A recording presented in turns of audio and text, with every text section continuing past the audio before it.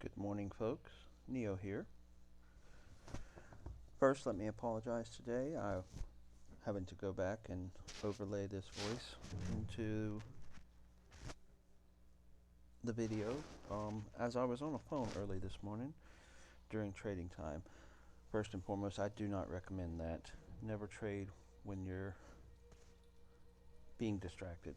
Okay, so jumping right into it, we're on Tesla. We're looking at Tesla puts. I have identified that Tesla should drop in the next little bit for a decent matter of profit. I'm hoping to get in here at 94 or 95 cents with 29 contracts. Okay, this trade took a little longer to develop as my confidence in this trade was a little higher than um, initially I had expected. So if you look here, we are in at 95 cents per contract. Now, what that means when I say 95 cents per contract, we're talking about the actual options contract, which actually is 100 shares of Tesla stock.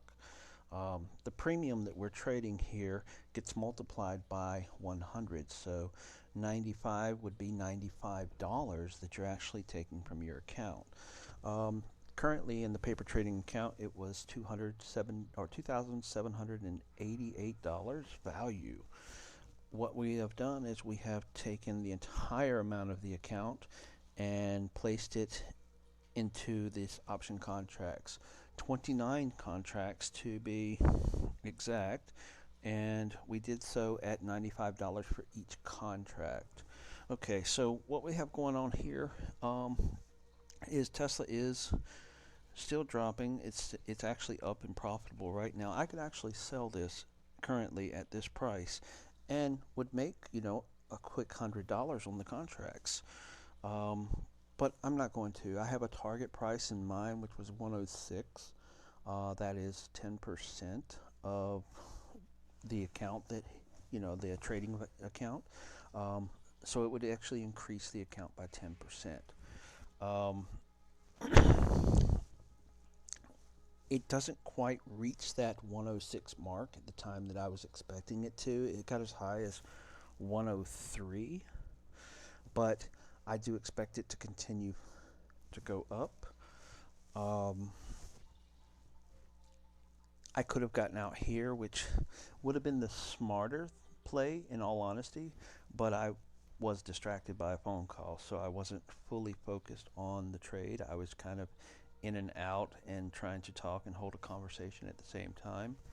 Um, Again, I recommend never trade while you're on the phone. Never trade unless you have not in this type of trading. Never trade in a scalp. That's something that requires lightning fast reflexes until you are completely focused and undistracted.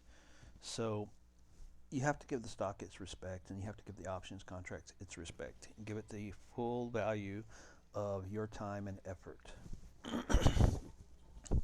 All right, so it bounced off of the 103 range in here. It's not going to go up any higher at this point in time. So if I weren't engaged in the conversation, I could have traded and made a nice little scalp. At 103, that would have been 8 times $29, because essentially that's what you would have gotten. Each contract is worth $29 per penny that is, increased or decreased. So that would have been a good $200 profit easily, and it would have been done in and out, no big deal. But as I said, I took a little time on the conversation and kind of missed my opportunity out here. All right, so I am watching it currently, taking a little bit of a bounce, I guess you would say, which is causing the option to drop since we are in a put option, which is, betting that we're going downwards. Um, and it's going to bounce back and forth here a little bit. I check couple of little places here I'm going to look back and forth. Keep in mind here, what I'm actually looking at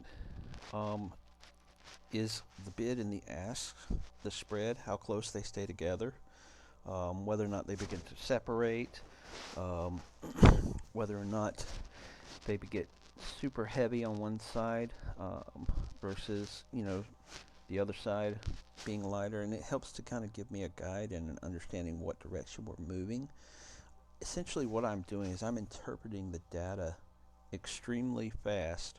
I'm going to check the 5-minute candles just to make sure that I still see what I think I see, and I do. I generally keep it on the 10-minute candles. I interpret a lot of data just on the 10-minute candles and watching the bid and the ask and the actual stock price. The price action of the stock, along with the bid and the ask price, the volume of contracts being offered on both sides, helps to give me an understanding of what is happening with the stock and how strong it's becoming, as far as directional, how much pressure is building up. All of these things are actually, there are tools to measure these things. And Webull offers, a bunch of different tools. You've got your Boyles, you've got, your Stokowski, or Stokowski's, stochastic. There we go. Stokowski. Anyways, we're going to move on from that one. A little tongue-tied this morning. But yeah, so you've got your different tools that help you to gauge, what's going on. Well, I've kind of moved to a point where I don't really use these tools so much anymore, because I can interpret the data in a different manner just by watching the volume, the price action, and all of this. It's essentially the same thing. To me, it's just faster to do it in my head this way. I know that probably sounds extremely odd, especially in the stock market where everyone is so obsessed over graphs and how things work and, trying to get the best edge they can. For me, this is the edge I have found that works best for me. It's just easier for me to interpret that data. If you guys would like, I would be more than willing to do videos, on anything that you like questions about, or, as far as the stock market goes. If it's a subject I understand and know, I will be glad to share my knowledge and my insight with you. Many people started calling me Neo a while back, several years ago, because they know that I trade this manner in this way, and that I see the stock market differently than everyone else. So they started saying I see the code, and that's why I wound up with the name Neo, because I'm actually interpreting the code in such a way that it's been quite successful in most ventures. But as we see here, the price of this stock is continuing to kind of hover. To me, what I see here is building up pressure to break one direction or the other. I already had the direction pegged as far as which way it was going to break. I do feel that it's going to drop close to 170 or even below before the day's over with. And that's all I really am concerned about, is that one-way direction that it might be heading at this current present point in time. I bounce back and forth here a couple of times. I check in to see if whether or not, the momentum is still there, which I really don't need the RSI and the MOM. But I do look at it from time to time just to make sure that I'm still interpreting the data properly. I do have the VWAP there as well.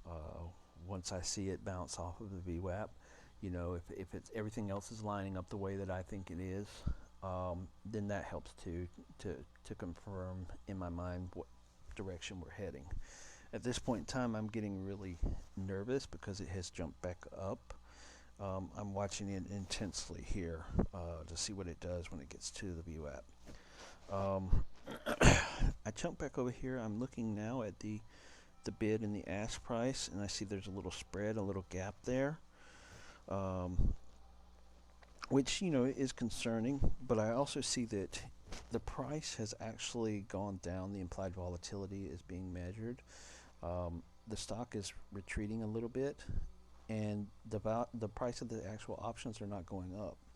A lot of times what happens is this will happen right before the stock makes a huge move downwards.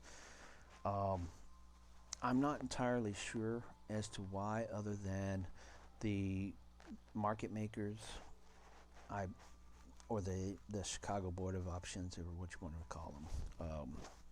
They're really the ones who ultimately begin selling the options. So they will write these contracts, and they will hold these contracts, and they will increase and decrease the implied volatility accordingly, so that they can always win. They're never going to lose. That's something important to understand. So if they have a lot of contracts they've written and they haven't managed to sell them all off for their profit to other people, i.e. market makers and retail, then the stock market, the price of the option can change dramatically based on that implied volatility. All right, so it is beginning to drop. It's beginning to make that move as I was anticipating. It's looking pretty strong. I've got my target set up at 106. That was what I had originally intended to do. I still believe it's going to break over the 106. If I see an indication of much stronger downward pushing, I may go in and tweak it, and vice versa. If I see the indication that it's striking a lot of resistance, then I may also go in and tweak it the opposite direction. Currently, I am still kind of watching it build up the pressure. I'm watching the amount of contracts flipping from side to side, and I'm going to go in here and go ahead and set that price for a sale. I'm going to look back at it. We're over $145 positive right now, and we only have 4 cents movement from our price of entry, which was 95 cents. If you see here, the candle on the 10-minute is starting to move much lower than previous. We're up to $203 in profit. We've already clicked on an order, so we have to go into the order and see where our pending orders are. I have it set for 107. If you see the locked in price there, I'm starting to think that we're going to move way lower, but especially when I see the boil starting to open up like that. The Bollinger Bands are very, very indicative of high volatility.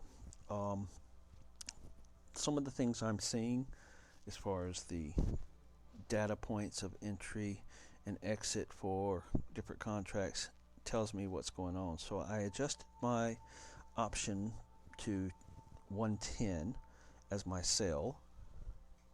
Pardon me.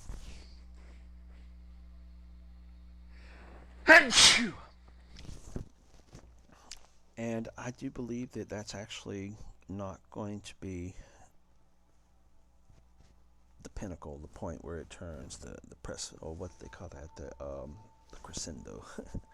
But so I'm going to go ahead and adjust this. I want to go a little bit more and see if I can get an extra $100 out of this. I'm feeling pretty confident, just double checking, looking back and forth. Pretty confident I'm going to be able to get that extra 100, that 113 mark there. And